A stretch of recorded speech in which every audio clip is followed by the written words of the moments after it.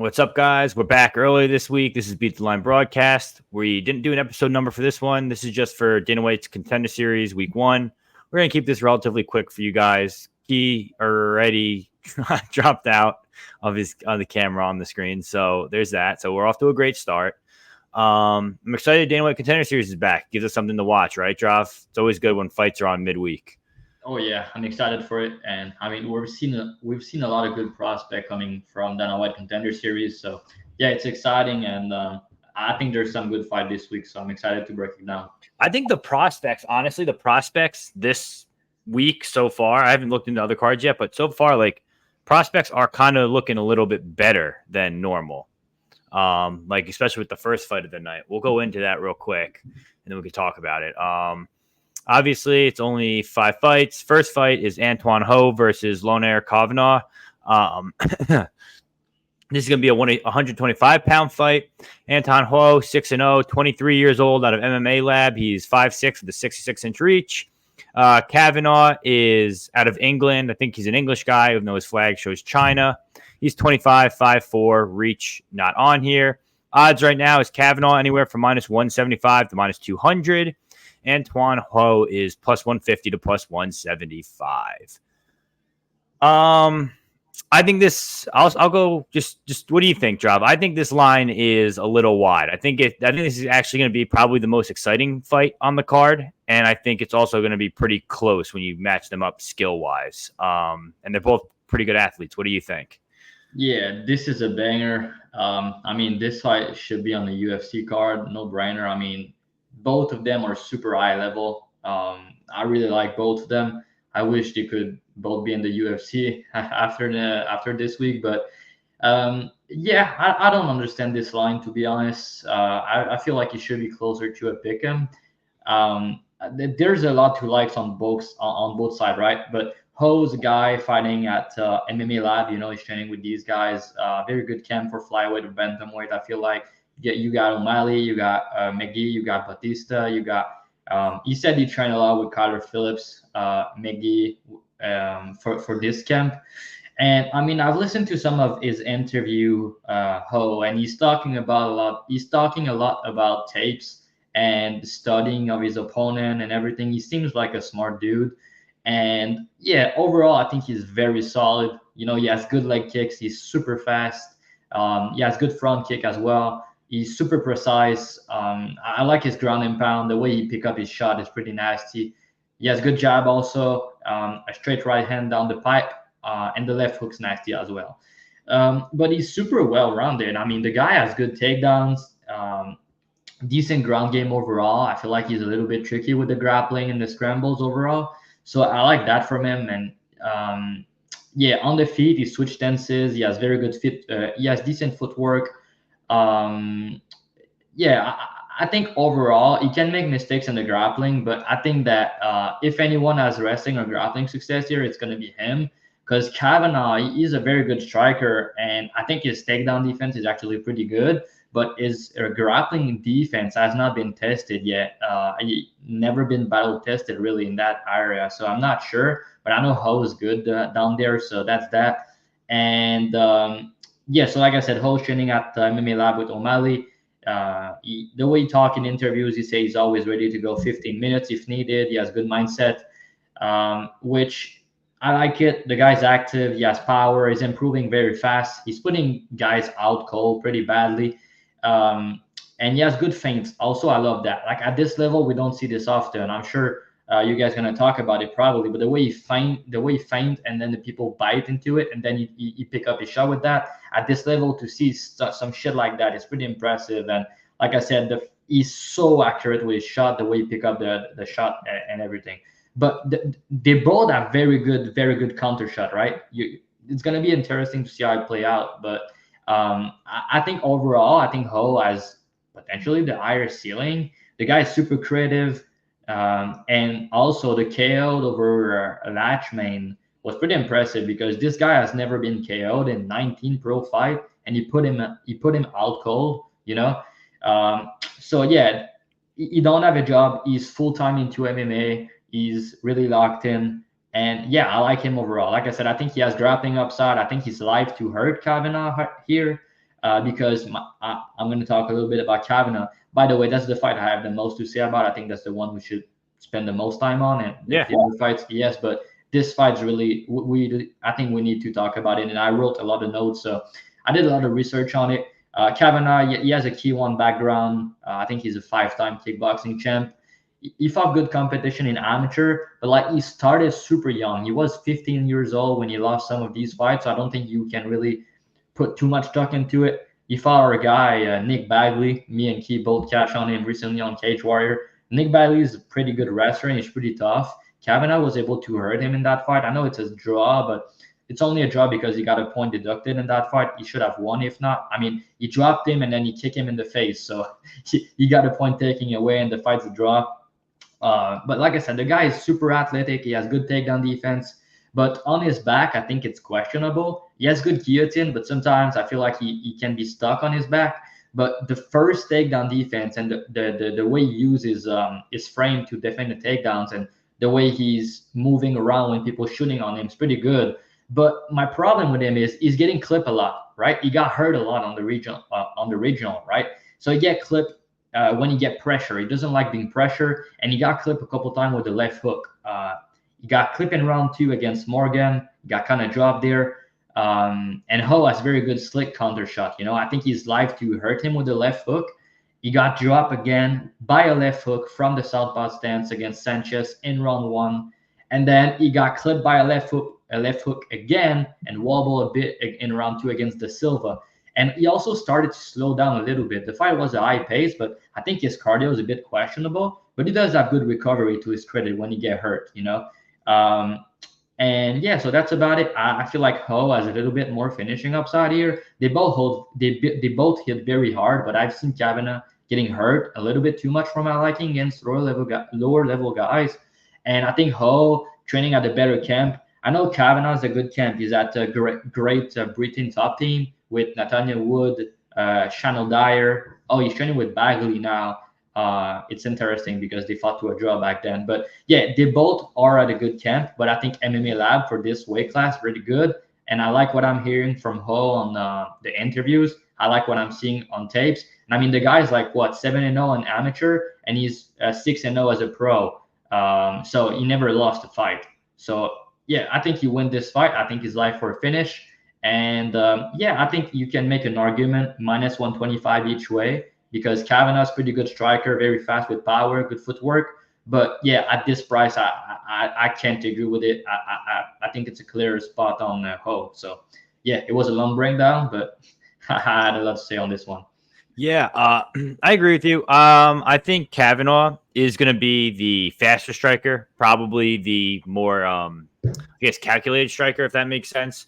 But I think if we talk about like a full, well-rounded MMA game, I think Ho is definitely the side. Ho is pretty good on the feet. I mean, his wrestling, he can get the wrestling going. We know, I think in an interview, Kavanaugh said he's starting to work a lot more on his grappling in camps and stuff, but you can't really teach like wrestling that quickly.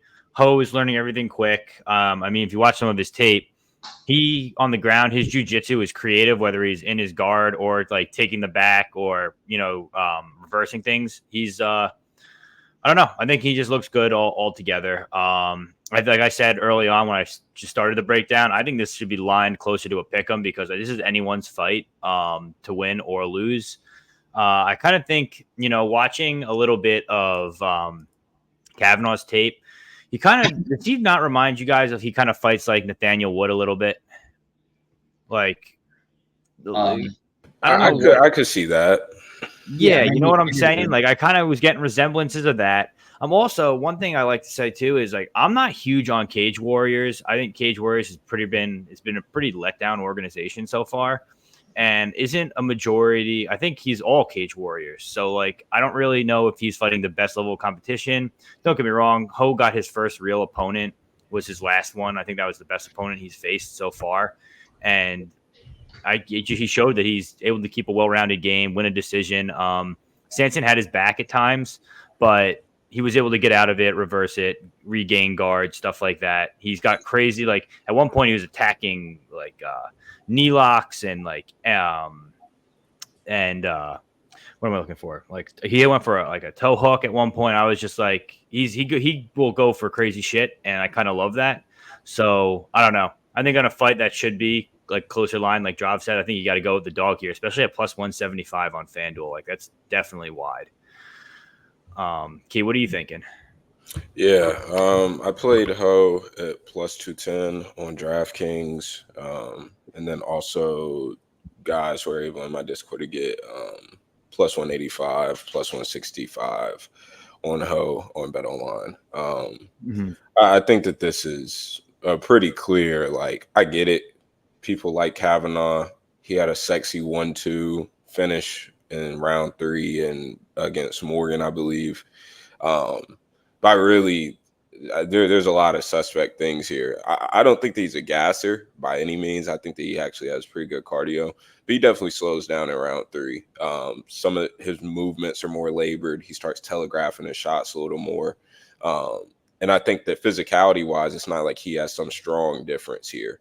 I know that he's training with guys. Joanny Scott, I believe, is at Great Britain top team. And I've already mentioned Nick Bagley. So he's training with some of the guys who have previously beat him in his younger days throughout his amateur career.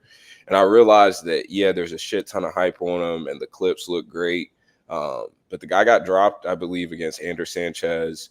The Scarano fight, I honestly take absolutely nothing from because Scarano didn't know what a calf kick was before the fight and didn't know how to defend or how to check a kick, period.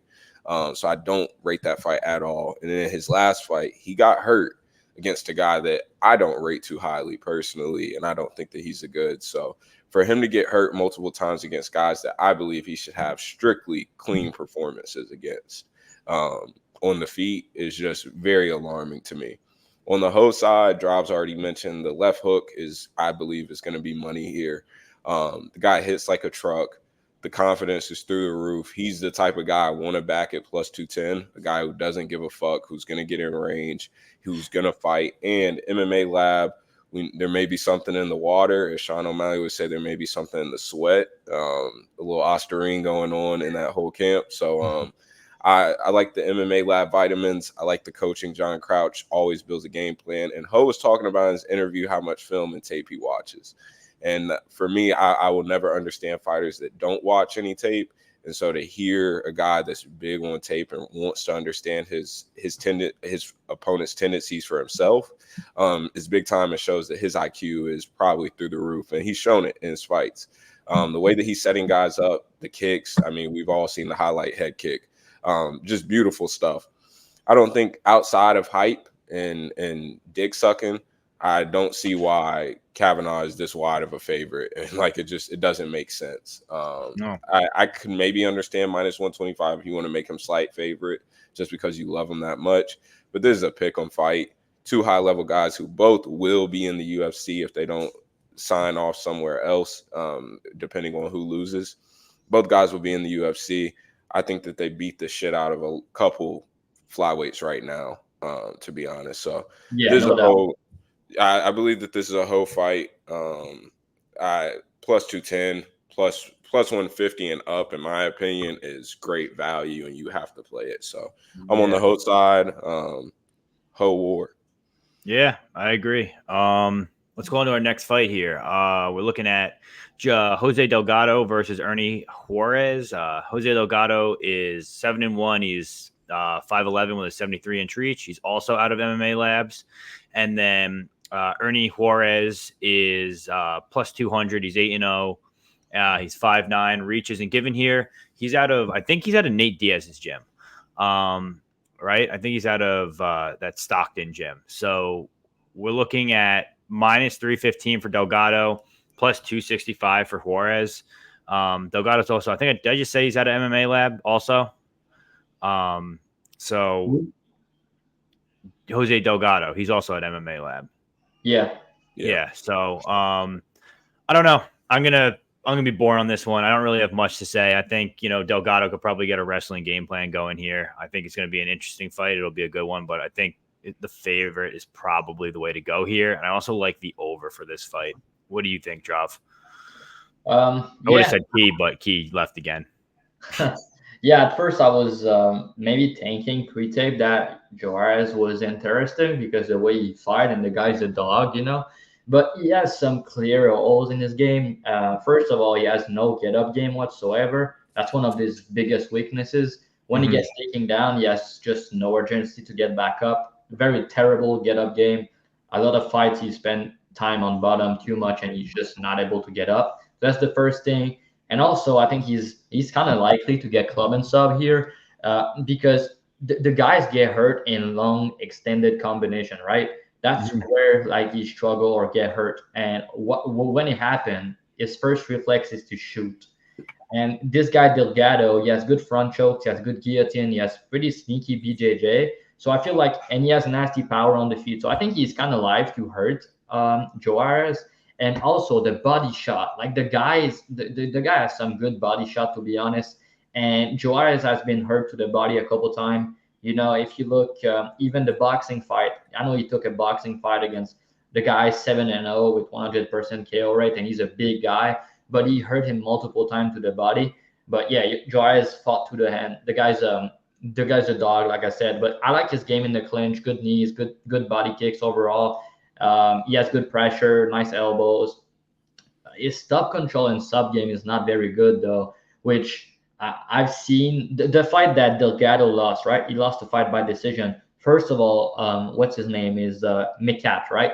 This guy would beat Juarez easily. His wrestling is pretty good. He was able to control him on the ground. He hurt him on the feet. But I mean, Delgado put him in some bad position. He almost got a guillotine in round 3, and he almost had a sub off his back in round 2. So he's not going to quit on himself. I know he has 100% finish rate, and he's taking this on short notice. But and he just fought last month, by the way. But yeah, his build is kind of crazy for 145. He's 5'11" with 73 inch of reach. And yeah, good kicks, big power, decent sub. I think the sub prop or the ITD can be sneaky. He has a nasty head kick KO on his record. I like his timing. I like his process in general. He showed very good takedown defense and get up game in round 1 against McCall, but then he got taken down and lost the fight by decision. He was not able to get back up. But like I said, McCall will beat Juarez pretty easily.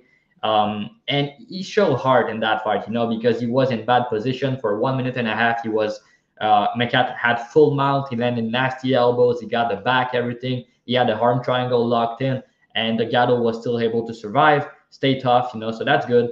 But I like his front chokes, like I said. I like his kicks. I like his footwork, the way he switched tenses. And yeah, he's at a good camp, like we said, MMA Lab for this card. Maybe there's something there.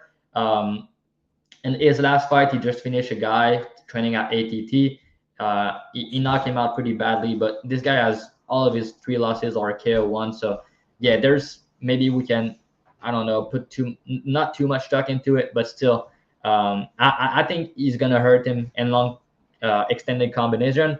And when Juarez try to wrestle, I think he's gonna get put in a bad position in the sub, like a guillotine or something. And yeah, he's pretty tough, like I said, Juarez, but I think he can get hurt to the body here, and I think he can get submitted. So I'm gonna be looking into either the sub prop for Delgado or the inside the distance prop, depending on the odds difference between the two. Yeah, the over is over 1.5, right? Yeah, it is. Do you think that comes early or late? I think that would come late, if anything. What do you think? It could come early when they're fresh. I mean, if he locked up a sub, because the guy is a fast starter. He's gonna go for the kill, and he has a lot of finishes in round 1. I think he has 2. He has 5 out of his 7 finish in round 1, and the other 2 are in round 3. So maybe round 3 finish for him because Juarez is tough. But yeah, I think he's live to finish in any round, to be honest. But yeah, I'm not sure. If anything, I'll lean the over because both guys are pretty tough. But I have a feeling that Delgado is going to find a finish at some point here. Round 2. Right. Yeah, no, I think Delgado's side too, just from pretty much every breakdown you said. Key, you think anything different here? Yeah, no, I think that a lot of these Stockton fighters in general, I mean, they're just a shit ton of flaws just due to, it seems like, the attitude. I know Gilbert Melendez, I like the scrap pack camp that he has going on. Even them, I mean, Hyder Mill he's not what you think about whenever you think about high IQ fighters. So Juarez is cut from that same type of cloth. He's relying on guys just out dogging him. just wanting to fight more than them. He has a lot of holes in his striking. Fish off his back, in my opinion. Yeah, nothing crazy to add. Delgado, MMA lab. Love the vitamins. Love the coaching. All right. We'll run it again. That sounds good. Next fight, Diego Lopez versus McCell Saziani. No, I'm kidding. McCell Jacek. Yeah, right. He might be fighting for the Contender Series soon if he gets caught. Bruno Lopez, McCell Saziani. I probably wasn't even close. Bruno Lopez, 31, 205, 6'2", the 74-inch reach. McCell is 13-2. He has no age. He has no weight shown. He's 6 feet tall, and there is no reach given for him. Yeah, I got it for you. I think I've wrote it somewhere. He's 6 foot tall, and I think he has 73 each of reach. Okay. I'm not confirmed, but I'm pretty sure, and I think he's 30. But. Yeah. So looking at this fight, I think he is 30. So when I was watching tape, it was like he was like 27 and 28 at the time. Yeah. So looking at this fight, I don't hate the under here right off the bat. I think first off, the big guys go down easy. We've seen McCell definitely has heavy hands. I think Lopez is going to be better on the ground if he gets there. We saw what the fraud Talha did to him. I mean, he was able to take him down in the second. He was able to put two hooks in, get his back, and then transition to an armbar relatively easily. Sure, that's Talha, but at the end of the day, like I think Bruno Lopez is pretty live on the ground and pretty good on the mat. I think Lopez is the side here also. I mean, I would guess I hate laying chalk in Contender Series fights. But I think minus 198 isn't horrible for Lopez. I think he's going to be the longer striker. I think he's going to have a little bit more like calculated striking. I wouldn't give him, it's 205. Anyone can knock anyone out, but I think punching power probably leans McCell here. Some of the things we noticed, in the Bredson fight when he fought in the Dana White Contender Series, I think Lopez sometimes spends too much time in the pocket and is too willing to get hit. And that wouldn't be great here against McCell. But outside of that, I think Bruno, if he can get a takedown going, I think he could sub him early. I think he could ride him out and beat him. I mean, we've seen, Lopez, he has the way better strength of schedule being in the LFA. We've seen him, get knockout finishes in round one. We've seen him get subs in later rounds. I mean, we've seen him go against the years ago. I think it was like one of his earlier fights. He was able to go to decisions and didn't look horrible. I only watched one of those though, so maybe I was wrong, but I don't know. I think this is a pretty clear Diego Lopez. Pretty clear Bruno Lopez spot for me. Key, what do you think here?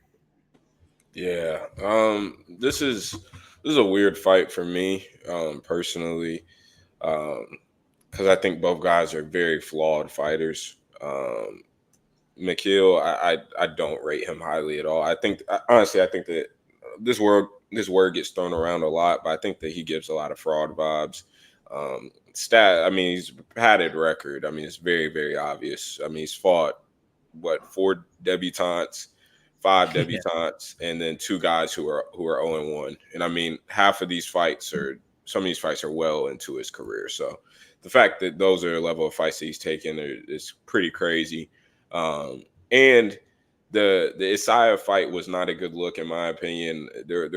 His cardio is not it's not what I think it should be or what I expected it to be going into tape. All they were doing was spamming punches that fight too. That guy. I mean, he spams a lot of overhands and rights. That's all it was. Yeah, a lot of telegraph stuff. I will say his calf kick is pretty damn good. I think that his leg kicks in general are pretty fast. I think that is something that if he is going to have success in this fight, I think that he has to go to the calf kick early. Because Lopez is already slow on the feet, in my opinion. I think he's a very reactive striker, and I don't say that in a good way. I think that he's kind of slow. I think that the lack of head movement. He's just not a fluid athlete in general, and I think that shows up in all of his striking, but especially his striking defense. I mean, he's just getting touched by jabs, and not that this guy is going to throw a shit ton of jabs or show much process at all besides leg kicks and some overhands, but he can get caught. On the mat, though, I think that this is a Lopez fight. I think that there's just levels. And what really gave me the fraud vibe so strongly was the fact that Taha made McCell look like he just had never grappled on a day in his life once the fight actually hit the mat. I will say McCell's actual initial takedown defense is solid. He does seem to be able to wrestle well in general. But his BJJ is just not up to par, it seems like. The way that Taha just easily transitioned into arm bar, quick tap was just very alarming to me. The only reason I won't pull the trigger on Lopez here is just because, like I mentioned, I believe that he's pretty slow on the feet, and I think that he's liable to get chinned again. And also, it's not like he has elite wrestling to get to where he needs the fight to get to justify his price tag. So we're pretty much relying on a caught kick or something, some weird grappling exchange for Lopez to land on top, and then he can justify his price tag. Until then, though, it's sort of hard for me to understand, to know what this fight is going to look like. So Lopez is the rightful favorite. I probably would line him about here, maybe minus 175, but about here. If Lopez was minus 125, minus 150, we would be having a different conversation on if I would want to play him. But minus 190, close to 200 range, I need to know you're going to be able to get the fight down. I'm not necessarily sure that he's going to be able to. So for that reason, it is a pass fight for me, because I also think that the dog is a little bit of a fraud. So I know Drop has different thoughts on this fight, so I'll pass it to him. Yeah, Drop, what are you thinking, man? I'm gonna be a little bit on an island here. I don't think this guy's gonna be a popular play this week, but I think he's gonna get it done. To be honest, you talk a little bit about the wrestling aspect, so I'm not gonna talk about it too much. But I don't rate Lopez wrestling that high. I don't think it's that good, and I also think this guy, how can I say his name, Sazi Niani. Yeah, his wrestling and his takedown defense is actually pretty solid, and I guess that's where we kind of disagree.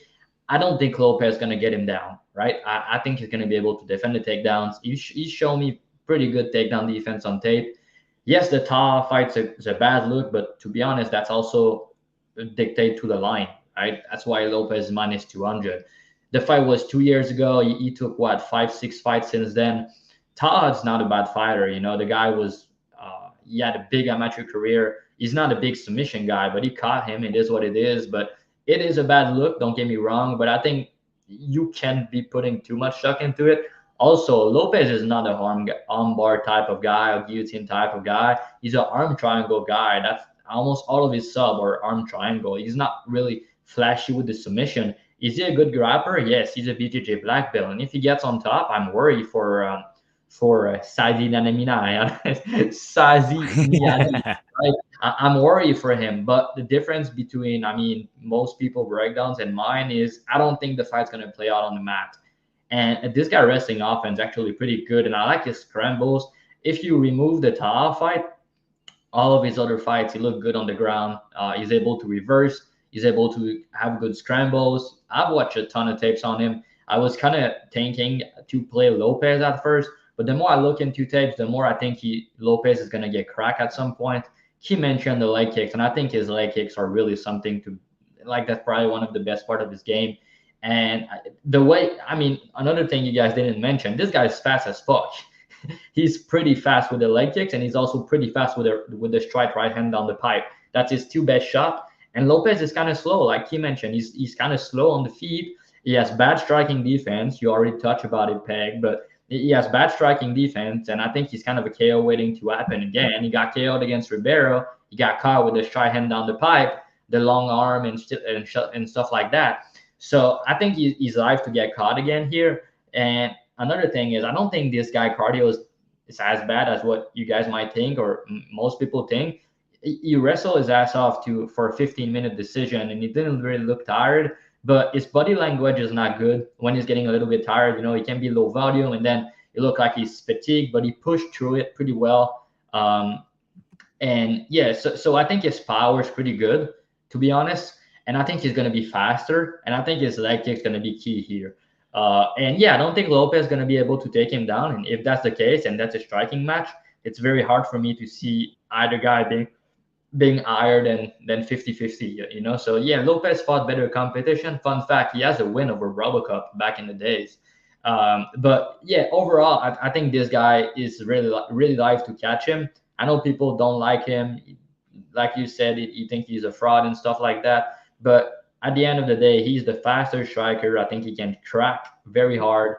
He has good leg kicks, and yeah, so I like him here. And what else?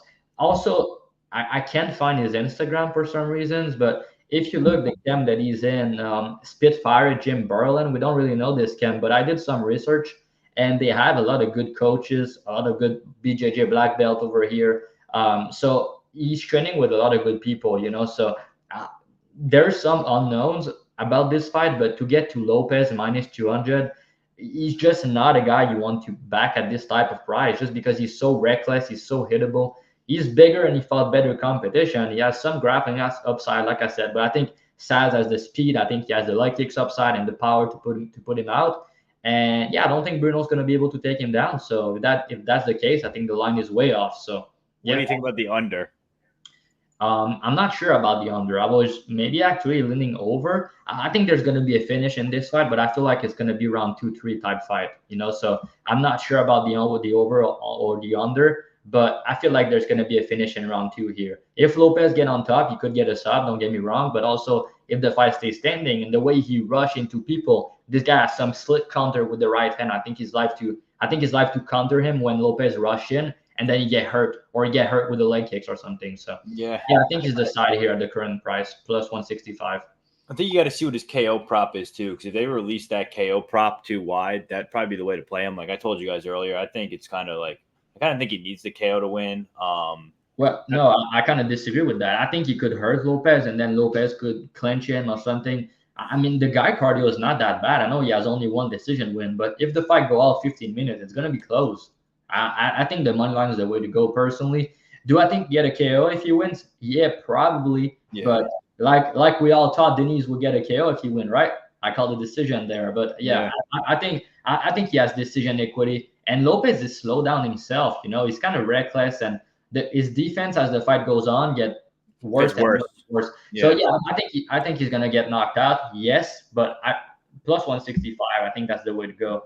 And underdogs on that Contender Series overall, it's a good way to play it. So yeah, we got to see what Yanni the Greek is on too, because he always does great with Dana White Contender Series, right? You got to keep an eye on that. Yeah, I guess. No, I'm being sarcastic, Drav. Next fight, because we all went there, right? Yeah, we did. Yeah. Next fight is Meng Ding versus Rami Ahmed. Meng Ding is 34-8. He's 29, 6'2", with a 75-inch reach. Rami Ahmed is 33, 6'1", 71.5-inch reach. He's out of MMA Masters. Right now, the line is minus 170 to minus 180 for Meng Ding, and plus one Meng Ding, right? That's his name, right? Meng Ding. Yeah, Meng Ding. Yeah, it is. And then the comeback on Rami Ahmed is plus 150. So, Jav, I'll have you go first. I don't really have much to say here. At first, I was a little concerned about Meng. Actually, maybe I do have something to say here. I'll let Jav, you go first, then I'll go. To be honest, that's the fight I don't have a good read on this card. I'm not too sure what's gonna happen. I mean, Amiz is supposed to be this insane. Ahmed is supposed to be this type of big striker. You know, the guy. Let me just check my notes. Yeah, give me a sec. I just wrote it earlier today.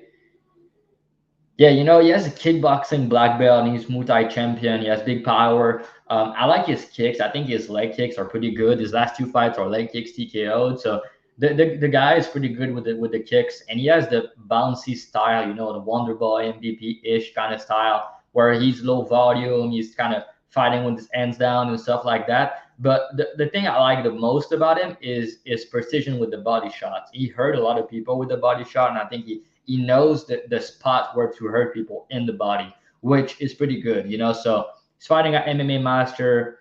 I think his takedown defense and get up game while he's fresh is pretty good. He's 0-3 to the sub, but he's improving in the grappling. He has been working with high level black belt recently.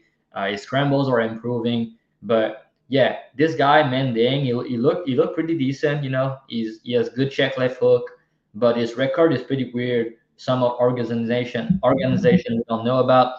He's 3 years younger and he has like 3 times or 4 times the amount of pro fights. So he has more experience. He's taller. He's longer. He's on a full camp here. Ahed taking it on short notice.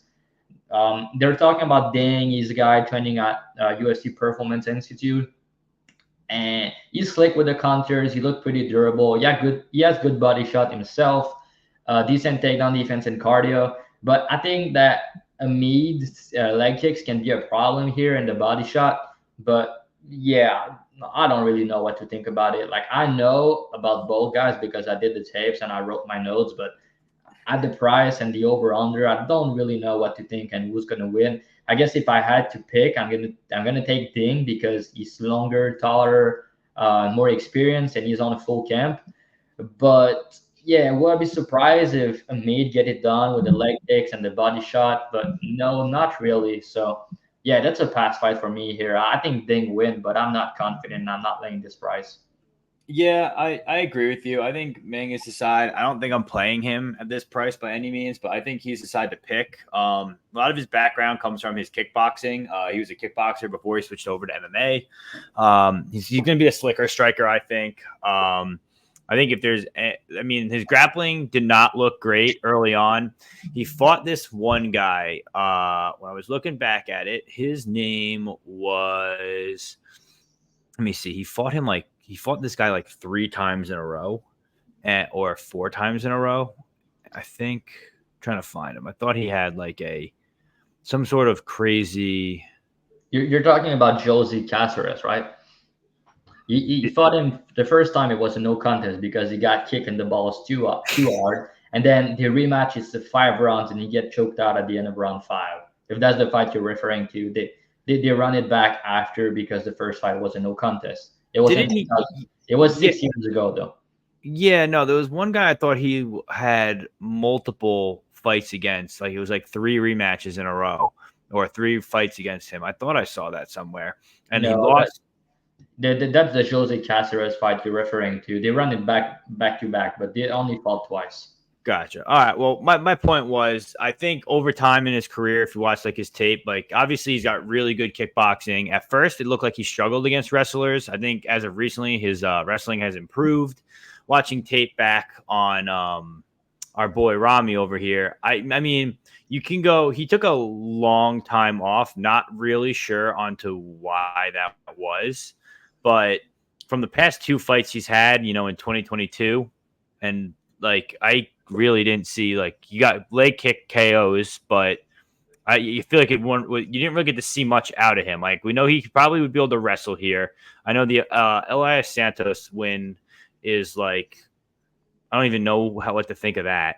So like, I don't know. I just wasn't really sold on this guy. I think all these times layoffs and now taking this on short notice, I think Meng Ping's aside. Plus Meng Ping is huge for 170. I believe he's like 6'3" and he's got like a 76-inch reach. So he's like a big dude.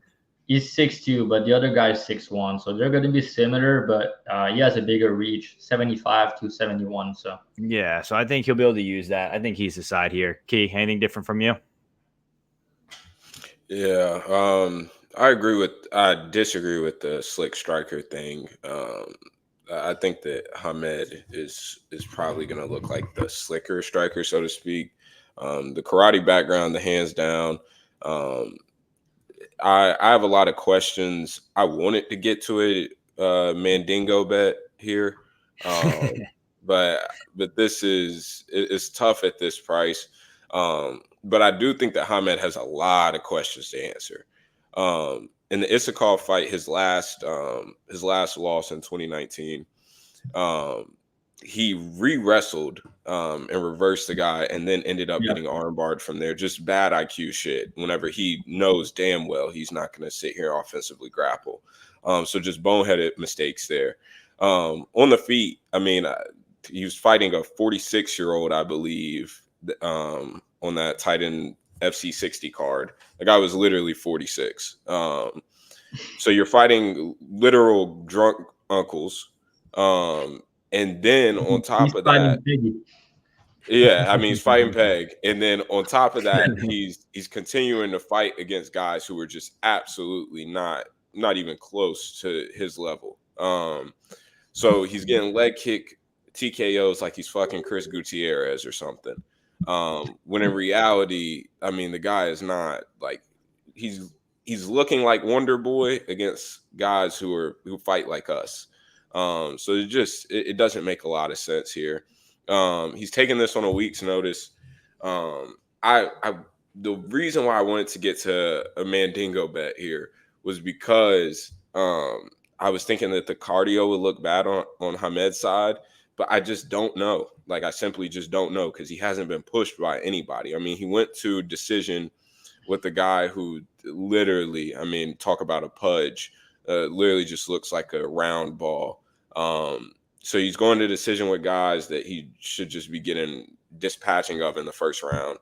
And then on top of that, the chin up in the air, the hands down, I'm not sure that he gets away with it for 15 minutes. Meng Ding, he hits like a truck. He's going to walk forward. I think that he's the more fundamental striker. He's going to have his hands up. He's going to walk into range. He's going to do all the right things from a basic standpoint.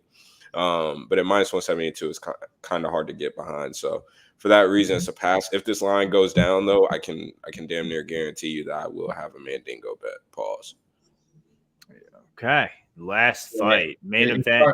Cardio's questionable. I agree with that. Like, he does slow down as the fight goes on in round 3, but the fights are not high pace. But if the fight's high pace, he's gonna get tired. I'm pretty sure. Like the fight that he got submitted in round 5, he looked good early, but in round 3, 4, 5, he was tired as shit. And also, I think in round 3, that's always gonna be a tough round for him. To be honest, that was my read at least. So. Yeah, you guys like an over under on it or no? Like any of the props? I mean, the overs minus 180. What the props drop as. Overs are over and under minus 180 plus 150. So I don't know. A lot of chalk. All right. Main event, Mansour Abdul Malik versus Wes Schultz. Mansour Abdul Malik, he is 26, 6'2", 80-inch reach. He's also out of MMA Masters.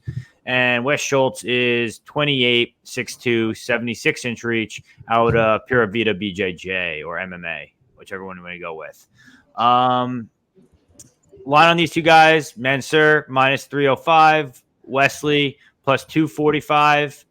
I think Wesley's going to be a popular dog this week. But I don't know. What do you think? Do you think Mansour is going to knock him out early, or do you think Wes is going to hang in there, try and dog him out and make Mansour go the distance? Because I think, if I remember correctly, I don't think he's been out of the first round, right? I think he's been mostly.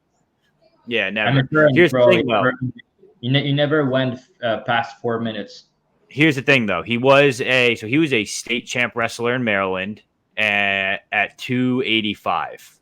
So he has a pretty big wrestling background.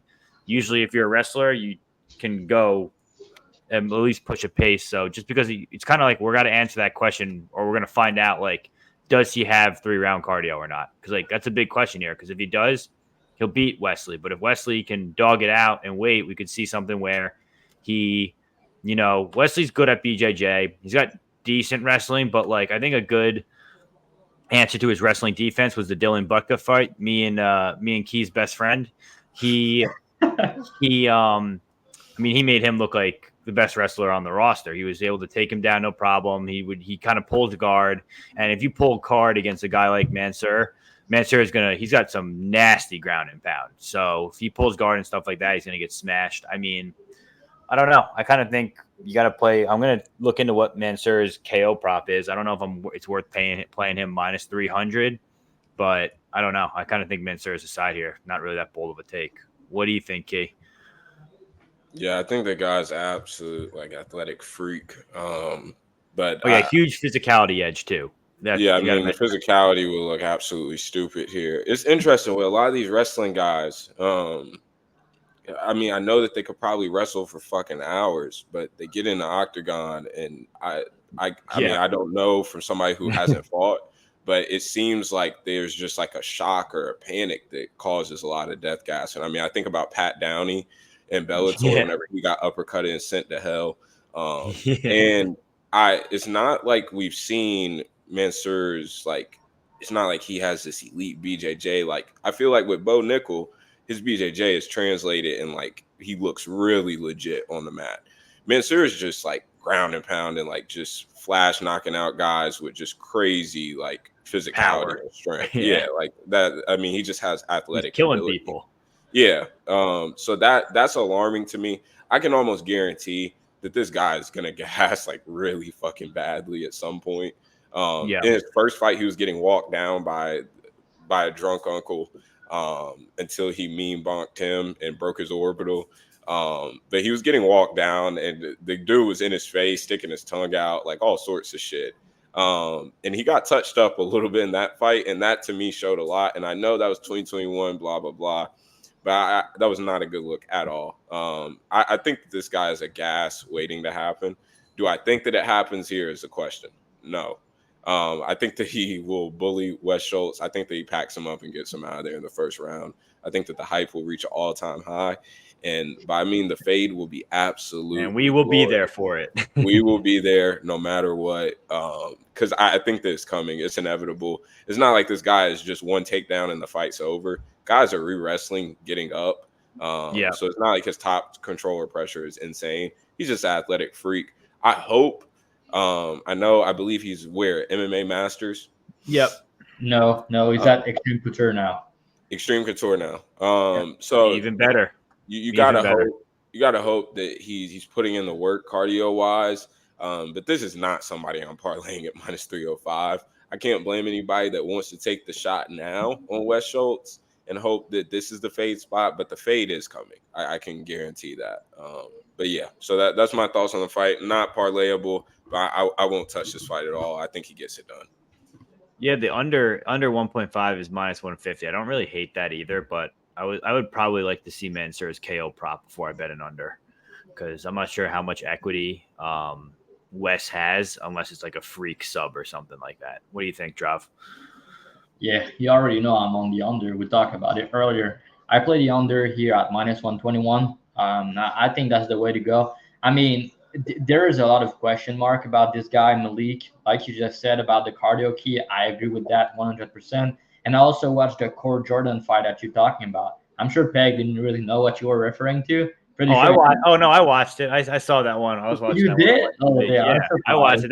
That was the crummy one, like the crap. It was XMMA, right? It was on YouTube. Yeah, XMMA, exactly. That was a bad look. Like he got dropped in that fight. You know, he showed good recovery, but he got dropped. He's an athlete, like you guys said. He's super strong. The way he just picked guy over and slammed them, it's pretty impressive. And he has nasty ground and pound, like you said. And I think his boxing combination is pretty good. But yeah, there's like the guy never went past 4 minutes in a fight, amateur or pro. And Wes is not like he's not the next coming, but the guy has won the decision 2 times. He has a finish in round 2. He already won a decision. In the fight that he won a decision against Salim, he was fighting a kickboxer. The fight was 1-1, and then he deep and he won the third round.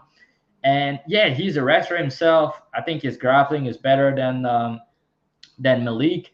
He has some sneaky guillotine and front chokes. But yeah, on the feet, he's so hittable and he has no striking defense. He get hurt a lot. So I think Malik's probably going to knock him out in round 1. That's probably the more likely outcome. But if the fight go past around and you play him at minus 300, you're going to hate yourself, I'm pretty sure. Like, we can't guarantee he's going to gas out because we just don't know. But with what I've seen on tape and the way he look, I have some big concern about his cardio as the fight goes on personally. And Wes is not a big cardio guy, but I know he's going to push if needed in round 3, you know. So so on the feet, I have to favor Malik. He is the better boxer. He has more power. But yeah, man, I don't know. It's just, to me, it's a fight where it should be a pass, and we just look at the fight and then we take notes. because West, he started his career as a pro at heavyweight. He dropped to light heavyweight, and now he's a middleweight, which is the right weight class for him. Don't get me wrong, but the guy, he has no striking whatsoever. He accepts bottom position a little bit too much sometimes, and his striking is kind of improving recently. But yeah, I don't know. Like I said, Malik, he was an MMA master guy, but he's training with Eric Nixick now at Extreme Couture. He's talking about him. He's saying that it's very, very good coach. But he fought nobody. Like if you look at his opponents, the guy's record, it's all negative records. He never fought anyone, and he never went past first round, and he's minus 300. What can go wrong, So I guess he's gonna win by first round knockout. But like you said, the fate's gonna be there one day. I think he has upside. The guy is strong. He's an athlete. He has power, nasty ground and pound. He has good wrestling. But yeah, he's live to get caught in a sub here, and he's also live to knock this guy out pretty badly. So I think the under 1.5 is the side. West has a lot of round 1, round 2 finishes, and like I said, Malik never went past a round, amateur or pro, in 6 fights. So I think the fight can in round 1, and if it goes in the early round 2, maybe you get finished too. So I'll have the under here. I play at minus 121. It's minus 150 now. It's still decent, but I wouldn't play higher than minus 150 on the under. Okay. Key, anything different from you? You already broke it down. That's right. I was distracted watching the Luana Santos video. Crazy things happen, bro. That's what I was doing while Javi was talking, so I figured I might as well pull up the video. Now he's gonna post a bet. So do we want to give the tape is done? Do we want to give the Do we want to give these guys a parlay, or do we just let them make it up themselves? I don't think we do it for Dana White Contender Series because I think there's a lot of live underdogs, so there's not a lot. Like I don't really think that's the way to go. It's gonna be hard to parlay 3 legs there. I don't think parlay is the way to go. I think you got to pick your spot. You got to play some underdogs, and yeah, I have 2 dogs so far, and I have a prop, and there's another props I'm gonna be looking for when they open. But we want to give out? Do we want to maybe we do something different? Do we want to give out our one pick of the week or our favorite bet of the week for this? We all just pick one bet, no matter what it is. Like you could say the under for the fight, like you just had. Is that like you could say that's your pick of the week? Want to do something like that? Yeah. We can do bet of the week for each Contender Series card. All right. So what are you thinking, Drav? I already gave out the under 1.5, but my favorite bet on the card is as you guys can see, I'm on him. Dude, we all are just about to say the same thing. Yeah. The only underdog we pick. I play him for 2 units at plus 170. Now it's plus 150, plus 160. I think it's still good. To be honest, I think it should be minus 110 a piece. So, yeah, definitely. Yeah, I like him at the current price also, but I have 2 units at plus 170 on the whole. I'm picking him outright. I think he gets it done. All right. This is a Ho podcast. That's what this is. This is an Antoine Ho podcast. Let that be the bet of the week. Yep, I agree. We're all agree. That's where we all pretty much aligned on that too. So hey, pick of the week is the underdog, Antoine Ho. All right, guys. Thanks for joining us. We're gonna do this every week. For Dana White Contender Series, it'll probably be released. I'll put it up tonight on Sunday. This week we have a special guest. We'll be going live. I think we're at live Wednesday at 8 p.m. I think he needed a little more time. So we'll be live on YouTube, Twitter, 8 p.m. to break down and give you guys bets for UFC 305. Guys, like, comment, subscribe. We're happy to help you guys out, and we love the support in return. That's the show. We're not going to do everything else like that. We'll just do all that for the normal show. So, all right, guys, thanks for joining us. Hope you enjoy this, and let's see how volatile week 1 of Dana White Contender Series gets. All right, peace.